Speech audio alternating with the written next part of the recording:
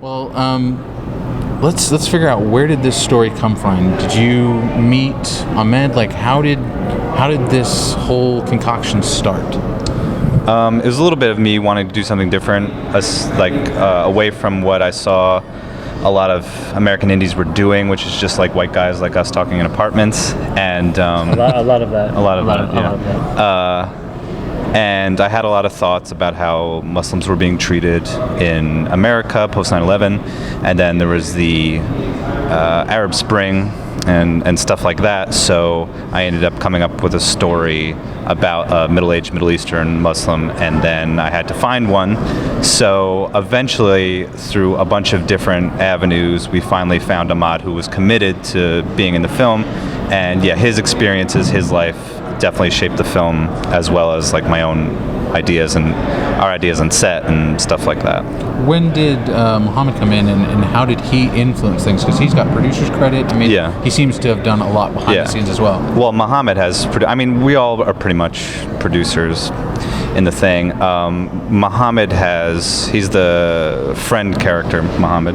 He has producer credit, and he found Ahmad because they would go to Muhammad's doing a film about the demonstrations outside of the UN with all these guys. Some of them he was friends with, and friend of a friend was Ahmad. So we found him, and Muhammad gave a lot to the film as well. And Ahmad was basically it was like shaping the film to fit Ahmad and his mannerisms and his beliefs and his thoughts. Like, he'll go to those demonstrations and he'll do like his poetry there. So he'll say stuff just as in the film he does. So there's a lot of stuff like that. I was amazed though. It's a quiet movie a lot of the time. I mean, there's beautiful landscape shots, and there's these moments of just, you can reflect. Was that something you always intended to do, or was it just this kind of fits what we're trying to go for?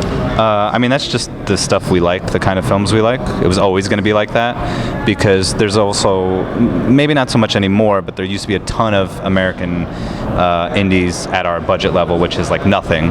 That is, again, white people talking in apartments. It's very focused on coverage, like people's heads. You want to get the dialogue, you want to get the performance.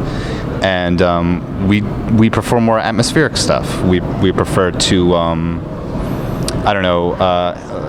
like the camera can give a lot, like the way you frame things, stuff like that.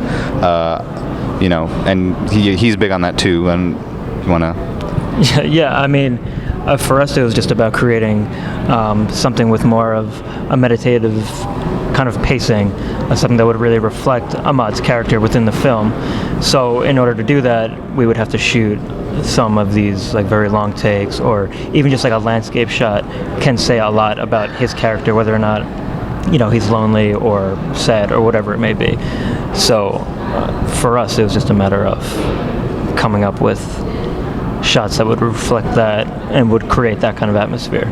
Do you mind if I ask then about, like, I love the rain downpour scenes where they're just kind of looking at this moment where these two guys are just taking a break from work and it's a freaking downpour.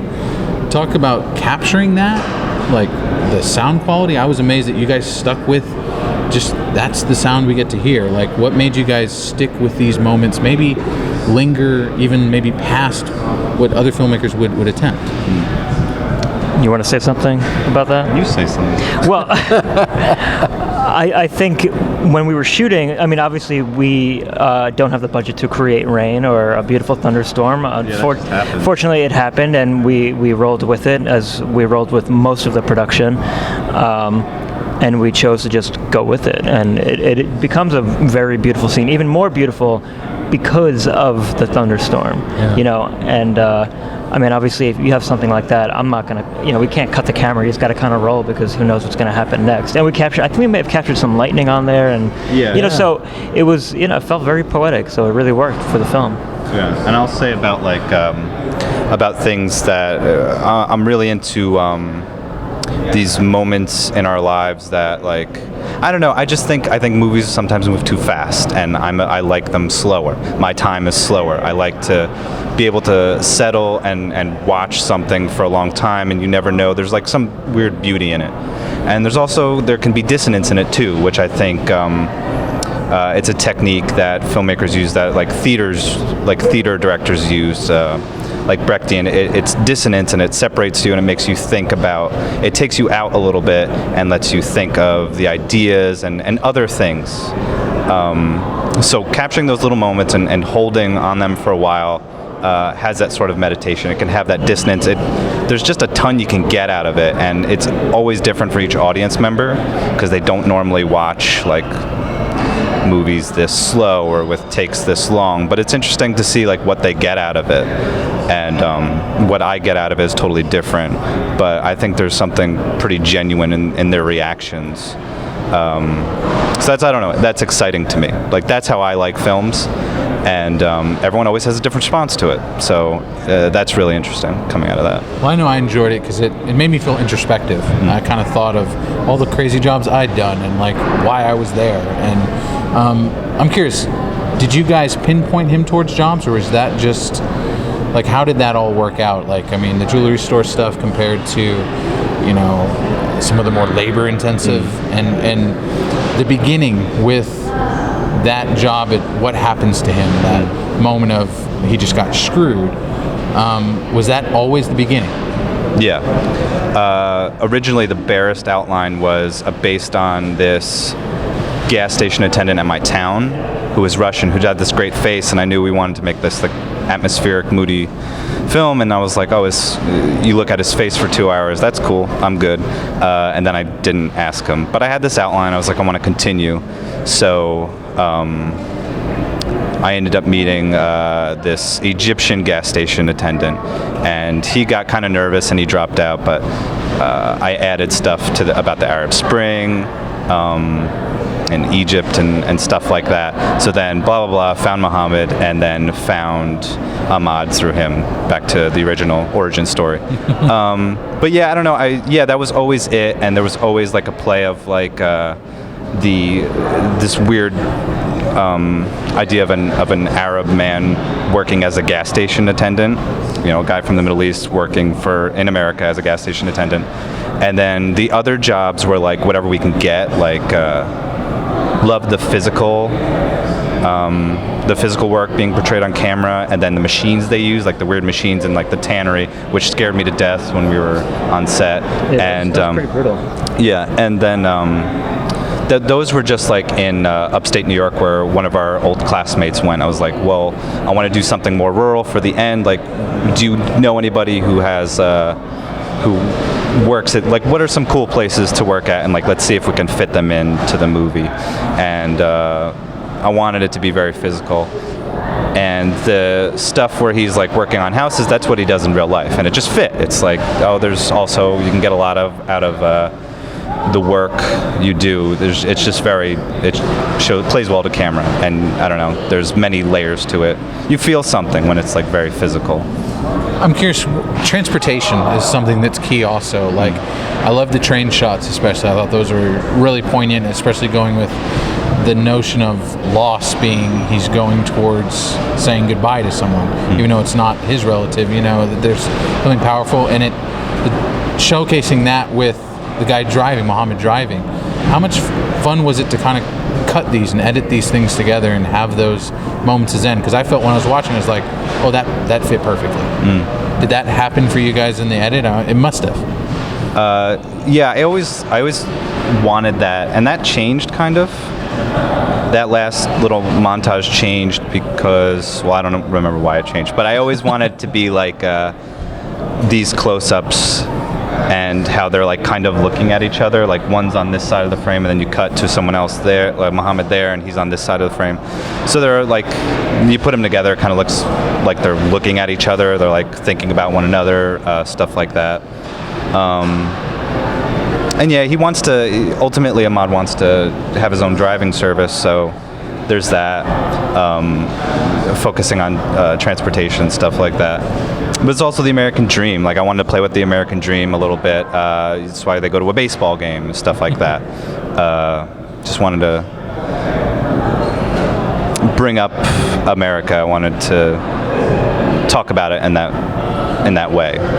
Allowing them to be in an American world doing American things, are you hoping the audience understands that they're just as regular as everyone else? Are you hoping that with that regular nature, they also have their own, history, their own, Syrian background, the Arab Spring impacted them. Their outside world does come into their world. Is that the molding of what you wanted to accomplish? Yeah, I mean, one of the simplest ideas is like, well, I wanted to show a Muslim doing regular things, like being regular. He's not a terrorist. He's not a suicide bomber. Muhammad actually, he'll act sometimes. He's like one of the few people who he tries to go out for roles and stuff, and all he gets is like suicide bomber and stuff like that. So it's like, one of the ideas is like, I want to just portray them as regular, not good, not bad, just a regular person like all of us.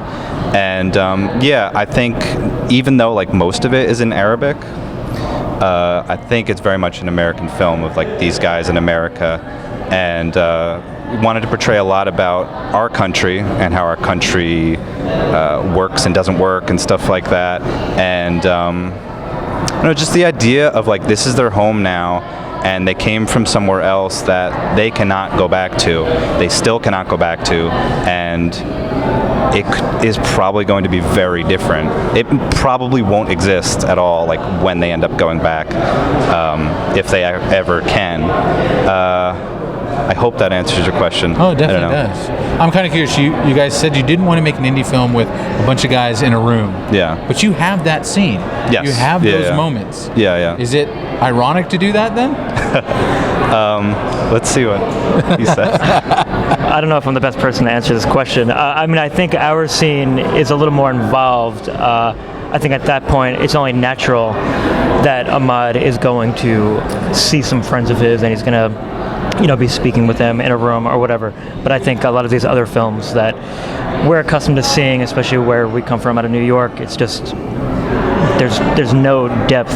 There's nothing underneath these kids just speaking in the room except that they're bored. And I guess that's fine if that's what you're interested in, if that's what you want to explore. But I think we were exploring much more than just them in the room at that time. And I mean, that scene leads to something really sad anyway when he's in the bathroom and he's singing the song. So it was really just a starting point. It's just like a small kind of catalyst to move the story forward or to explore more of his loneliness. Yeah, I like the idea of it being like a middle finger in a way.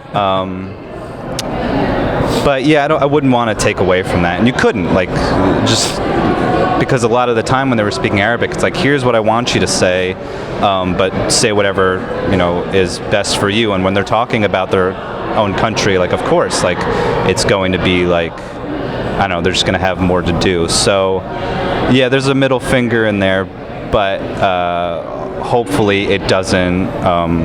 You're the only one who's ever asked that, which is really cool. But hopefully it doesn't overtake the tragicness, and then because there's a lot more going on. There's a bruised ego in there too, and hopefully that the middle finger isn't this huge hand overshadowing it.